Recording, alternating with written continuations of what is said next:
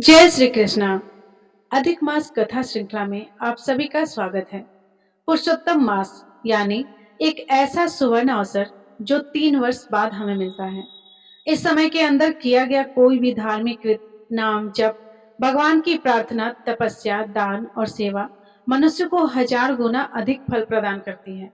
और इसीलिए इस पवित्र मास के अंदर हम सुन रहे हैं भगवान श्री हरि की सुंदर पौराणिक कथाओं को। और शुरुआत में हम सुनते हैं इसी पुरुषोत्तम मास का महात्म गाती हुई प्राचीन कथा। तो चलिए हमारे इस अधिक मास कथा श्रृंखला को आगे बढ़ाते और सुनते हैं आज के अधिक मास व्रत की कथा। आज की कथा आरंभ करते हैं। जब ब्राह्मण सुदेव ने अपने संशय को दूर करने की भगवान से प्रार्थना की, तब भक्त वत्सल भगवान श्री हरि ने कहा, हे द्विजराज, तुमने जैसा तप किया वैसा और कोई नहीं कर सकता।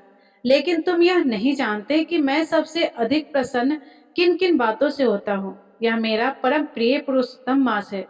तुम दोनों पति पत्नी ने शोक में डूबे रहने पर भी इस मास का सेवन किया है। हे तपोनिधि, इस मास में एक दिन का जो भी धर्म पूर्वक सेवन करता है उसके अनेकों पाप भस्म हो जाते हैं। तुम तो महीने भर निराहार रहे हो।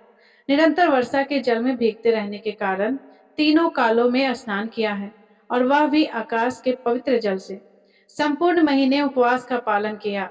शोक में होने के कारण चेतना नष्ट होने से तुम पुरुषोत्तम मास को जान भी नहीं सके और बिना जाने ही उसका नियम पालन करते रहे।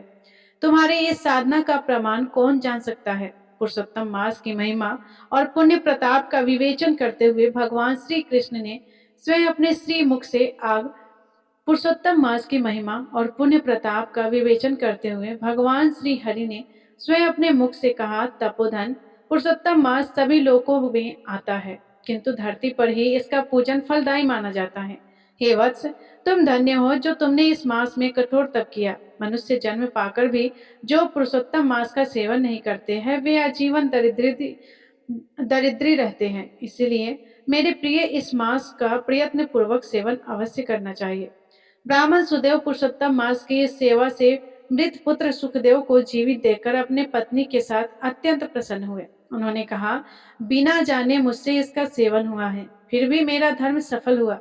इसी से मेरा मरा हुआ पुत्र जीवित हो गया है। इस तरह का दूसरा कोई मास नहीं है और न पहले देखा था और न सुना था।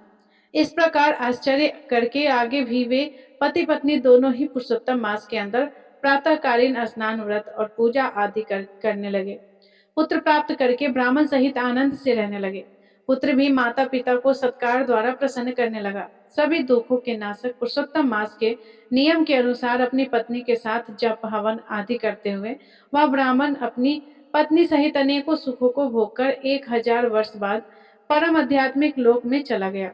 कथा का समापन करते हुए महर्षि वाल्मीकि ने आगे कहा, हे राजन, ब्रह्मलोक में हजारों वर्षों तक पति सहित अपनी सभी सुख भोग कर तुम इस जन्म में राजा ऋद्ध धनवा हुए हो। पुरुषोत्तम मास की सेवा करने से ही तुम्हें यह सब वैभव और रिद्धियां प्राप्त हुई है। तुम्हारी रानी वही पतिव्रता गौतमी है। हे राजन, तुमने जो चरित्र पूछा वह मैंने सुना दिया। हे भूपाल, पूर्व जन्म में तुम्हारे पुत्र जिन्हें श्री हरि ने जीवित किया वे सुखदेव नाम से प्रसिद्ध हुए और 12,000 वर्ष पृथ्वी पर सुख भोग कर बैकुंठ चले गए। उन्होंने वन में तालाब के किनारे बरगद के पेड़ पर बैठकर तुम्हें पूर्व जन्म के पिता के नाते उपदेश दिया था। तुम उनके पूर्व जन्म में पिता थे और इसीलिए वे मानते थे कि तुम हित चिंतक प्रत्यक्ष देवता हो। ऐसा विचार करके ही तो तोते के रूप में उन्होंने तुम्हें उपदेश दिया था। हे महाराज, अब मैं पाप नाशनी सरयू नदी पर जाऊंगा। इतना कहकर ऋषि वाल्मीकि चुप हो गए। महर्षि वाल्मीकि आगे चलने लगे और तभी राजा ने उनसे इसके बाद की कथा सुनाने का निवेदन किया। और वह क्या थी वो हम सुनेंगे हमारी इसी अधिक मास कथा श्रृंखला की अगली कड़ी में। प्रिय श्रोताओं, क्या आप जानते हैं कि पुरुषोत्तम मास में की गई छोटी सी भी भक्ति कई गुना फल देती है, लेकिन अगर नियम सही ना हो तो इतने दुर्लभ महीने का पूरा लाभ नहीं मिल पाता है। तो इसीलिए आप प्रतिदिन आने वाली अधिक मास की कथाएं हमारे चैनल पे श्रवण कीजिए और भगवान विष्णु का आशीर्वाद प्राप्त कीजिए। तो प्रिय श्रोताओं, फिर मिलते हैं कल सुबह प्रातःकाल इसी अधिक मास कथा श्रृंखला की अगली कड़ी में। तो प्रिय श्रोताओं, आप सब इन कथाओं का श्रवण जरूर कीजिए और एक बात बोलना चाहती हूँ मैं आप लोगों से, इन कथाओं को बनाने में बहुत ज़्यादा मेहनत लगता है। हर व्रत की कथा हम आपके लिए लेकर आते हैं। विष्णु भगवान की कथा, शुक्रवार की व्रत की कथा, बृहस्पतिवार व्रत की कथा, हर व्रत की कथा मैं आप लोगों के लिए लाती हूँ। और आज तो संकष्टी चतुर्थी व्रत की कथा भी लाई हूँ और चौथ माता की कथा भी लाई हूँ। तो प्लीज़ इन सभी कथाओं का श्रवण आप ज़रूर कीजिए। और अगर वीडियो अच्छी लगे, कथा अच्छी लगे तो लाइक भी कर दिया करिए। और वीडियो अच्छी नहीं लगे तो कमेंट करके भी बताइए कि आपको ये वीडियो अच्छी क्यों नहीं लगी। अगर वीडियो अच्छी लगी तो जय श्री हरि विष्णु ज़रूर लिखिएगा। धन्यवाद। राधे राधे। जय श्री कृष्ण।